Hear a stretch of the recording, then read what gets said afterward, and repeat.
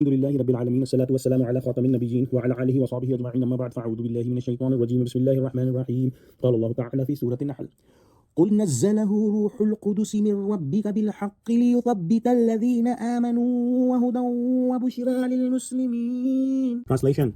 Say, O Muhammad, peace be upon him, that Ruh al-Qudus, Holy Spirit, has brought down the revelation from your Rabb with truths to strengthen the faith of those who believe and to give guidance and good news to Muslims. As we studied in the previous ayahs, that the kuffar used to say to Prophet that the words he recited were written or composed by him. In reply, Allah made it clear that this speech is not written by Prophet Muhammad or any other human being. It is without a doubt the word of Allah subhanahu wa ta'ala, which is revealed to Prophet Muhammad through the Holy Spirit, the pure and trustworthy angel Jibreel. This has been sent down with complete wisdom and benefit. By mentioning Ya Rabbi, meaning my Rabb, my Lord, Allah subhanahu wa ta'ala also points to something very important, that the one who revealed this Quran is the same being who personally trained and nurtured the Prophet Muhammad, developing in him those noble, complete and perfect manners that you see before you. The mention of the Holy Spirit also reminds us that the speech of this purity, beauty, balance and spirituality must come through an angel of the highest rank. When one observes the qualities and style of Quran, it becomes obvious that no other speech could resemble it except the divine word of Allah subhanahu wa ta'ala, which has been revealed through the angel Jibreel alayhi salam to Prophet Muhammad.